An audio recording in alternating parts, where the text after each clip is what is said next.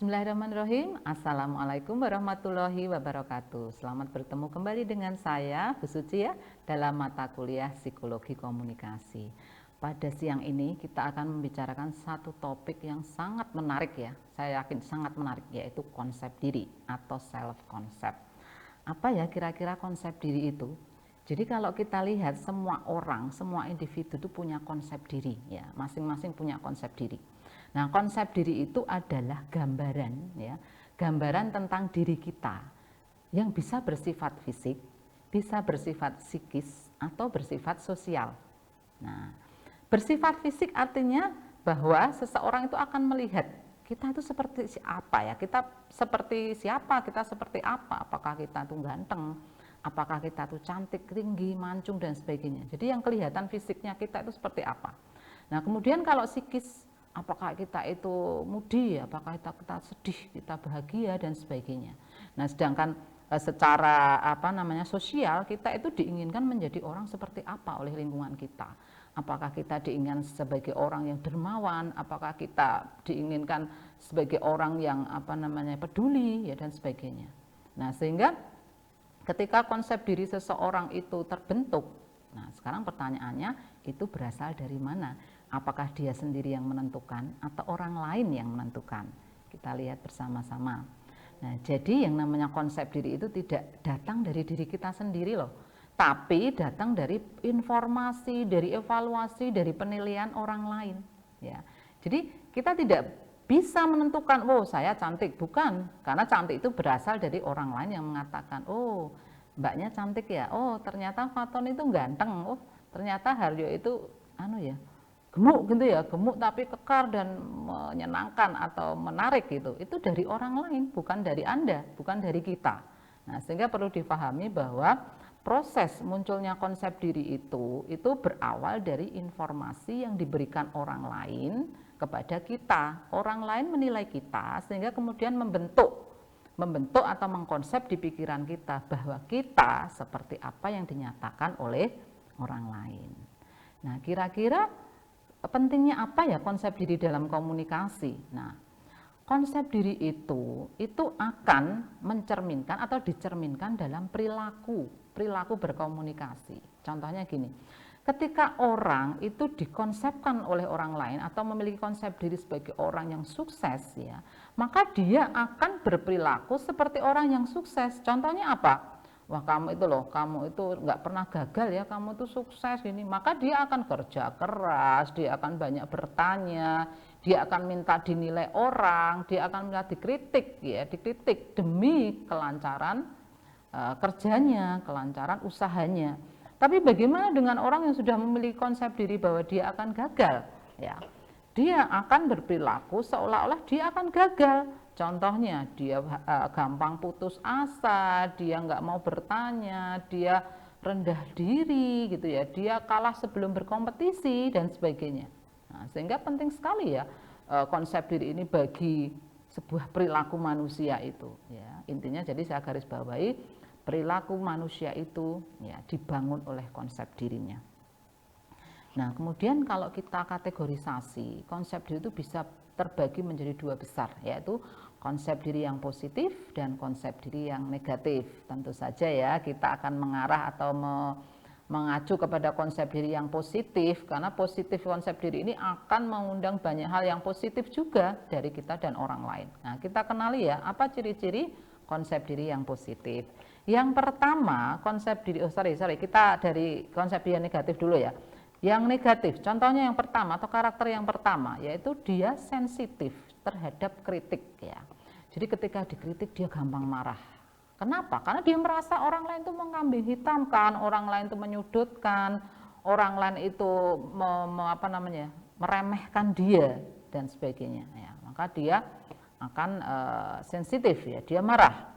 Kemudian sangat responsif terhadap pujian. Jadi kalau dia itu dipuji itu malu gitu loh, pura-pura tidak suka, kamu sih apa iya dan sebagainya ya, itu pura-pura ya, ada ketidakjujuran di situ. Nah, kemudian ada juga cenderung untuk hiperkritik ya, dia suka mengkritik orang, suka mengkritik wewenang seseorang, mengkritik kinerja seseorang gitu ya. Kemudian juga dia merasa tidak disukai oleh orang lain ya. Jadi seolah-olah dia itu orang yang memang dibenci, orang yang memang orang lain underestimate pada dia ya, orang yang menganggap dia itu tidak berkualitas dan sebagainya. Nah, kemudian ada juga dia pesimis terhadap kompetisi. Jadi belum apa-apa sudah minder, belum apa-apa sudah tidak percaya diri kalau berhasil dan sebagainya. Nah, ini sangat merugikan ya konsep diri yang negatif itu. Nah, mari kita lihat sebaliknya, yaitu sebuah karakteristik konsep diri yang positif ya. Tentunya juga kebalikan dari yang negatif ya. Yang pertama, confidence, ya, inability to solve problems ya. Dia sangat percaya diri bahwa dia bisa memecahkan persoalan yang dia alami tanpa bantuan orang lain. Dia akan bekerja keras sendiri dulu untuk memecahkan masalahnya. Nah, kemudian setelah mungkin tidak terpecahkan, dia baru minta bantuan. Tapi dia cukup percaya diri dulu ya sebelum dia kemana-mana. Kemudian juga merasa setara dengan orang lain. Kenapa loh? Iya, setiap orang itu punya kelebihan kok, kelebihan dan punya kekurangan. Anda punya kelebihan dan kekurangan, saya juga demikian, tentu punya kelebihan dan kekurangan. Kenapa harus minder ya? Nggak usah minder, orang lain itu pasti ada nilai plus dan orang lain juga pasti ada nilai minus termasuk kita. Jadi kita tuh setara saja ya. Kemudian menerima pujian tanpa rasa malu. Jadi kebalikan yang tadi, kalau tadi malu-malu, nggak jujur, pura-pura, ini ya alhamdulillah ya, saya dipuji, alhamdulillah bisa memberikan manfaat gitu, nggak usah malu-malu. Kemudian dia menyadari bahwa setiap manusia, setiap individu itu punya sesuatu atau perasaan yang tidak selalu di-approve ya, tidak selalu di-ACC, tidak selalu disetujui oleh orang lain. Jadi jangan kecewa apabila kita punya usulan, punya kemauan, punya curhatan yang tidak diterima oleh orang, biasa itu ya. Jadi jangan kok saya merasa diremehkan, kok saya tidak dipedulikan, tidak, biasa saja. Jadi kalau apa yang kita mau nggak harus di-ACC oleh orang lain. Kemudian ada juga dia meyakini ya bahwa dia punya sesuatu yang kurang dari dalam dirinya, tetapi orang yang punya konsep diri positif itu ingin atau bisa untuk memperbaiki dirinya. Ya, jadi beda sekali kan konsep diri yang negatif dengan konsep diri yang positif. Tapi jangan khawatir ya, Anda yang merasa konsep dirinya masih negatif ya itu bisa kok berubah menjadi positif. Tapi kapan itu ya? Kapan sesuatu bisa di konsep diri yang negatif menjadi positif? Ya tentu saja itu menunggu dari penilaian orang lain ya. Ketika Anda sudah berusaha untuk berubah, loh kok penilaian orang lain belum berubah? Oh berarti belum berubah begitu, karena sesuatu yang berasal dari orang lain akan dinilai dari orang lain juga kan begitu ya. Nah sehingga konsep diri ini ya ini sangat menjadi tolok ukur perilaku seseorang. Perilakunya kok negatif, berarti dia punya konsep diri yang negatif. Nah, perilakunya kok positif, oh dia punya konsep diri yang positif. Jadi bercermin gitu ya, artinya konsep diri yang positif itu positif bagi dirinya sendiri, tapi juga positif bagi orang lain ya. Ini butuh waktu ketika orang yang ingin mengubah konsep diri negatif menjadi konsep diri yang positif ya.